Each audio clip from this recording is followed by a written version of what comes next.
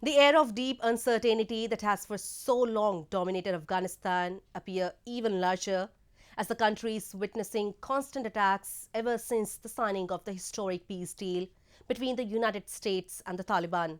However, the United States warned Taliban that the current high level of violence can put the peace deal in jeopardy. A report. After more than a year of negotiations, the US government and the Taliban signed a peace agreement on February 2019-2020 that calls for the full withdrawal of American troops from Afghanistan within 14 months. In return, Taliban pledged to prevent Afghanistan's territory under their control from being used by terrorist forces. But constant wave of attacks in Afghanistan has once again raised the concerns about country's future. The United States warned the Taliban that the current high level of violence by the insurgents was not conducive to advancing the peace process, as the United Nations Security Council backed a US-led push to end Afghanistan's 18-year war. The United States signed an agreement with the Taliban last month.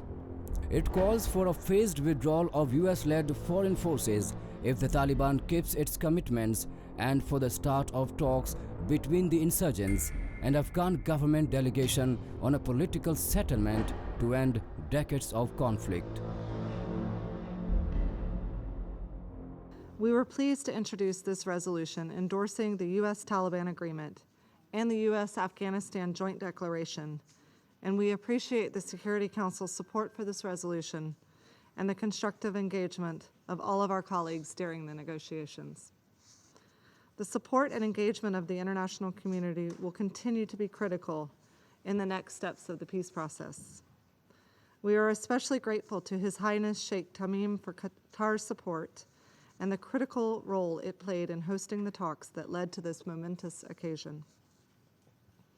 We are eagerly looking forward to the next steps of the peace process, though unfortunately the presidential electoral process and the unacceptably high levels of violence by the Taliban in Afghanistan have not permitted intra-Afghan negotiations to start on time.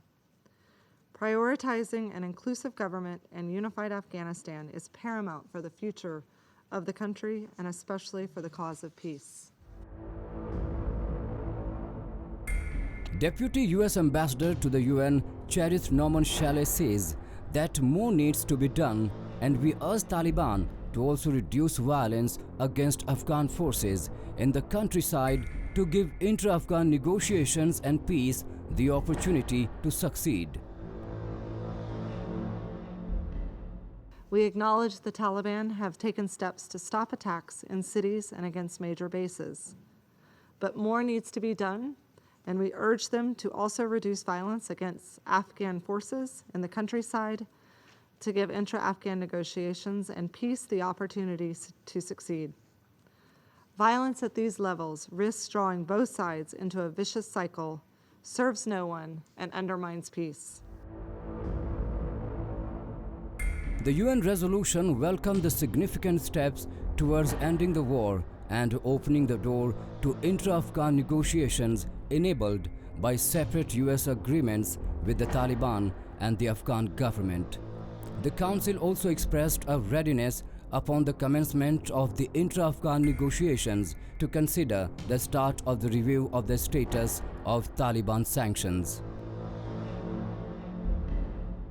For this process now to start, we call for a speedy start of the intra-Afghan negotiations, and we welcome the announcement of the negotiating team by the government of Afghanistan today and hope that outstanding issues on the prisoners exchange can be resolved without delay.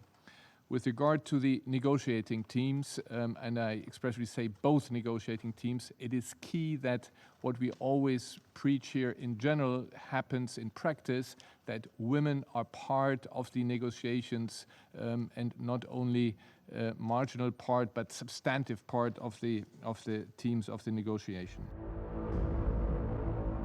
Compounding the challenges faced by Afghanistan, an escalating political feud is also threatening political chaos.